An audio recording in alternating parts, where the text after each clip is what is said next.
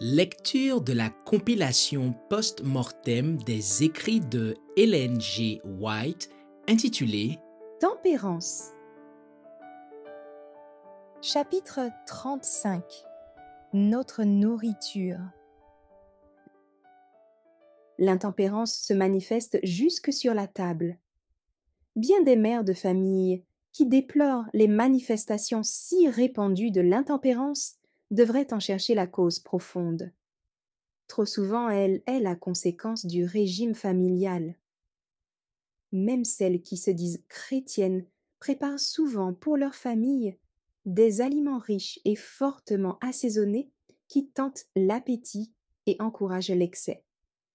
Christian Temperance and Bible Hygiene 75-76. Quand cet usage se prolonge quelque temps, les organes de la digestion s'affaiblissent et les aliments ne satisfont plus l'appétit. Des conditions défavorables à la santé sont alors créées, et il en résulte un désir de prendre des aliments plus stimulants. Le thé, le café et la viande produisent un effet immédiat. Sous l'influence de ces poisons, le système nerveux est excité et, dans certains cas et pour un certain temps, l'intelligence paraît être stimulée et l'imagination devient plus vive. On peut en conclure que le corps avait réellement besoin de ces aliments. Aussi, continue-t-on à en faire usage. L'appétit devient ainsi de plus en plus exigeant, au point que l'habitude est acquise et provoque un désir continuel de stimulants de plus en plus forts, tels que le tabac, le vin et les liqueurs. Témoignage pour l'Église 1 478-479. Une nourriture saine et simple. Chaque mère devrait veiller avec un soin jaloux à la composition de ses menus et bannir tout aliment susceptible d'ouvrir la voie à des habitudes d'intempérance. La nourriture devrait être préparée de façon aussi simple que possible, sans condiments ni épices, ni excès de sel. Vous qui avez à cœur le bien de vos enfants, vous qui désirez qu'en grandissant ils gardent des goûts sains, vous ne devez pas prêter l'oreille aux croyances et aux coutumes populaires. Si vous voulez qu'ils soient utiles dans ce monde et qu'ils reçoivent la récompense éternelle dans le royaume de gloire, vous devez leur apprendre à obéir aux lois de Dieu, révélées dans sa nature et dans sa parole, au lieu de les pousser à suivre les coutumes du monde. Un effort persévérant, la prière et la foi, ainsi que l'exemple du bien, porteront leurs fruits. Amenez vos enfants à Dieu par la foi. Cherchez à modeler leur esprit malléable et à les pénétrer du sentiment de leur devoir envers leur Père céleste. Cela exigera de nombreux enseignements, conseils et préceptes, et beaucoup d'efforts. The Review and Herald, le 6 novembre 1883. La moitié des mères de famille ignorent l'essentiel. La moitié des mères de famille ne savent pas faire une cuisine saine et ignorent ce qu'elles doivent donner à leurs enfants. Elles préparent pour leurs enfants nerveux des aliments trop riches qui leur brûlent la gorge, l'œsophage et finalement les parois délicates de l'estomac. Ces enfants ne peuvent apprécier les aliments sains. Ils ne veulent manger ni de ceci ni de cela. Ils imposent leur volonté et prennent seulement ce qui leur plaît, que cela leur fasse du bien ou non. Qu'on les laisse alors à la diète pendant au moins 3 jours, jusqu'à ce qu'ils soient assez affamés pour apprécier une nourriture saine. Je courais le risque de leur faire sentir ce qu'est la faim. Je n'ai jamais placé sur ma table des aliments auxquels je ne permettais pas à mes enfants de toucher. Je mettais seulement ce que je mangeais moi-même. Les enfants consommaient cette nourriture et ne pensaient jamais à réclamer des choses qui n'étaient pas sur la table. Nous ne devrions pas favoriser l'intempérance chez nos enfants en plaçant devant eux des aliments trop riches. Manuscrit 3, 1888. La voie ouverte à l'intempérance. Les tables du peuple américain sont généralement garnies de manière à faire des ivrognes. Témoignage pour l'Église 485. Ceux qui ont accepté la vérité pour notre temps devraient s'abstenir de thé et de café, car ces excitants font naître le besoin de stimulants plus forts. Ils devraient supprimer également la viande, car elle a le même effet. Une nourriture saine, préparée avec goût et habileté, devrait maintenant composer nos menus. Évangélisme 265. Les stimulants carnés. Au premier abord, la viande semble fortifier l'organisme, mais cela ne doit pas nous la faire considérer comme le meilleur des aliments. L'usage modéré de l'eau-de-vie a le même effet dans l'immédiat. Mais lorsque son influence stimulante disparaît, une sensation de langueur et de faiblesse se fait sentir. Ceux qui se nourrissent d'aliments sains n'ayant pas d'effet stimulant peuvent fournir une plus grande somme de travail à longue échéance que le mangeur de viande et le buveur de vin. Ceux qui travaillent à temps plein air ressentiront à un moindre degré les inconvénients du régime carné que ceux qui ont des habitudes sédentaires, car le soleil et le plein air aident à la digestion et contribuent, dans une large mesure, à neutraliser les effets des mauvaises habitudes dans le manger et le boire.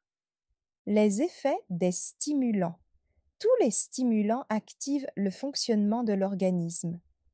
Cette activité et cette vigueur semblent tout d'abord s'accroître, mais il se produit ensuite une faiblesse proportionnée à l'action irritante de la substance employée. Quand il ressent cette fatigue, l'homme a recours à un stimulant qui redonne des forces à l'organisme. Peu à peu, la nature s'habitue à ce remède souvent employé, jusqu'à ce que ses facultés trop souvent excitées perdent de leur vigueur. Chacun devrait connaître les lois qui régissent le corps et étudier avec soin comment régler son travail, manger et boire en tenant compte de sa santé. Plus notre vie est simple et naturelle, mieux nous pouvons résister aux épidémies et aux maladies. Si nos habitudes sont saines, si notre organisme n'est pas affaibli par une activité anormale, la nature nous fournira toutes les forces nécessaires. L'appétit n'est pas un guide sûr. Certains recommandent de manger chaque fois que l'on a faim, et jusqu'à ce que l'appétit soit satisfait. Cette attitude est la cause habituelle de nombreuses maladies et de maux variés. L'appétit de nos contemporains est généralement déformé. Aussi ne peut-il pas révéler de façon correcte les besoins de l'organisme. Les hommes ont abusé de la nature. Leurs mauvaises habitudes et leur manière de vivre ont à ce point affaibli ces tentatives de réaction que le goût et l'appétit sont tous deux pervertis. Le désir de la viande n'est pas naturel. Il n'en était pas ainsi à la création. Le goût pour la viande a été créé par l'homme. Notre Créateur nous a accordé tous les éléments nécessaires à notre santé et à notre force: légumes, graines et fruits. La viande ne faisait pas partie de la nourriture d'Adam et Ève avant leur chute. Si les fruits, les légumes et les graines ne suffisent pas aux besoins de l'homme, alors le Créateur s'est trompé lorsqu'il a pourvu aux besoins d'Adam. Pour qu'Israël conserve sa force physique et morale, Dieu n'a pas refusé de donner de la viande aux Hébreux dans le désert pour faire simplement preuve d'autorité, mais parce qu'il voulait leur bien et désirait préserver leur force physique et morale. Il savait que l'usage de la viande renforce les passions animales et affaiblit l'intelligence. Il savait que si les Hébreux avaient la possibilité de satisfaire leur envie de viande, leur faculté morale en serait affaiblie. Ils deviendraient irritables et insubordonnés. Ils perdraient le sens de leurs obligations morales et refuseraient de se soumettre aux lois de l'Éternel. La violence et la rébellion se manifesteraient parmi eux. Il leur serait impossible d'être un peuple pur et heureux au pays de Canaan. Dieu savait où était le bien de ses enfants. Aussi leur accorda-t-il le moins de viande possible.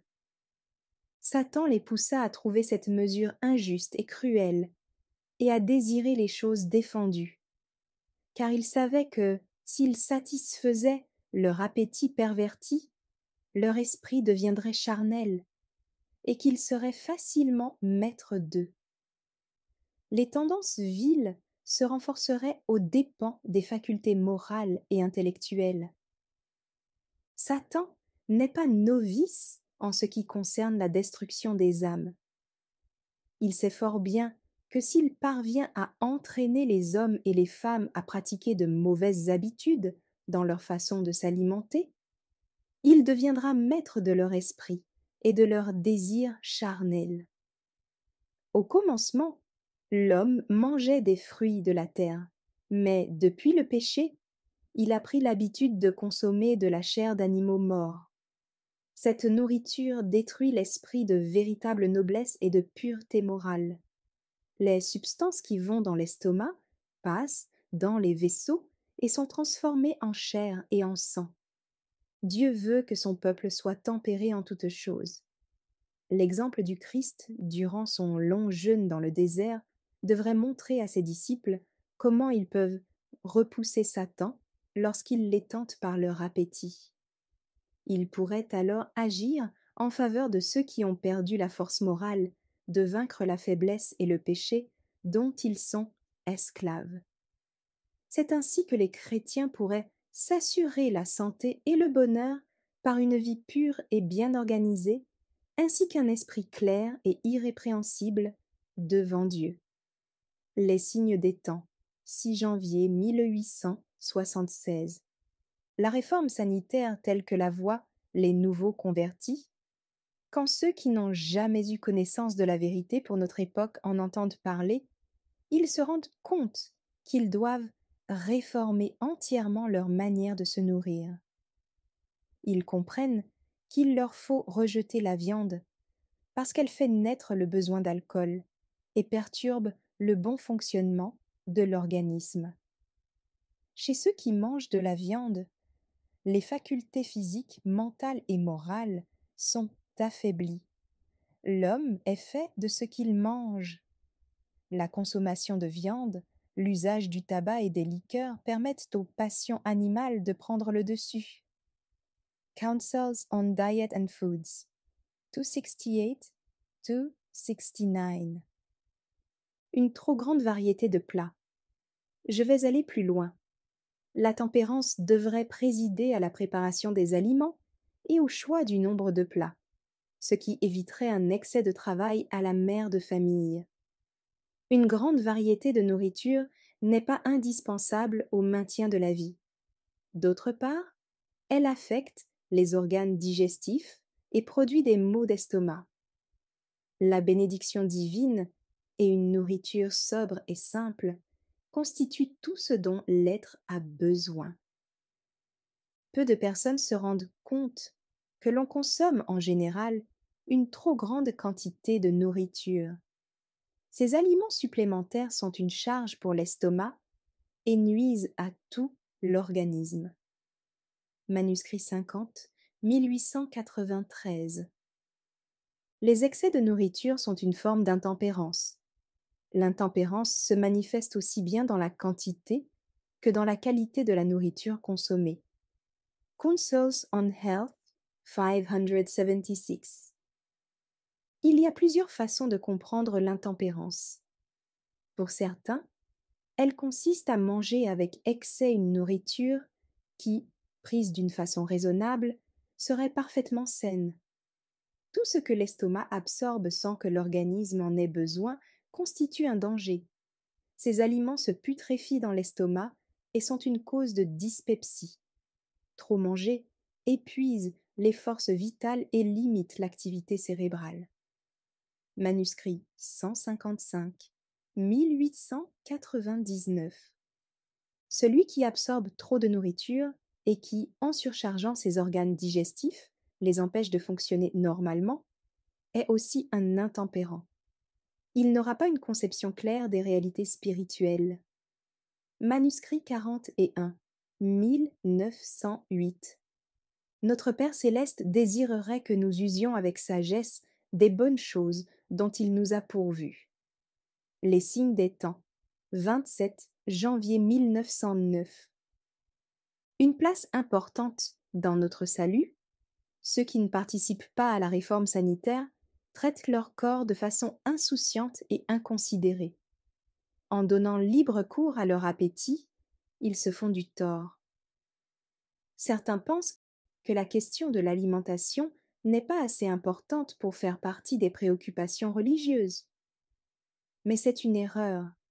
La parole de Dieu déclare « Soit donc que vous mangiez, soit que vous buviez, soit que vous fassiez quelque autre chose, faites tout pour la gloire de Dieu. » Le problème de la tempérance, avec tout ce qu'il comporte, occupe une place importante dans le plan du salut. Évangélisme 2:45. Si les hommes et les femmes vivaient en conformité avec les lois de la vie et de la santé, ils jouiraient des résultats bénis que procure une réforme complète. Les signes des temps, 6 janvier 1876. Chacun est mis à l'épreuve. Il est très important que chacun de nous se fasse une idée juste de ce qu'il peut boire et manger et du mode de vie qui lui permettra de conserver la santé. Chacun est mis à l'épreuve pour qu'on voie s'il accepte les principes de la réforme sanitaire ou s'il préfère satisfaire tous ses désirs. Counsels on Diet and Foods, 34. Merci d'avoir écouté cette lecture. Si vous avez des questions ou des remarques sur le thème abordé, n'hésitez pas à les partager dans les commentaires et notre équipe ne manquera pas de les considérer. À bientôt sur lereste.org.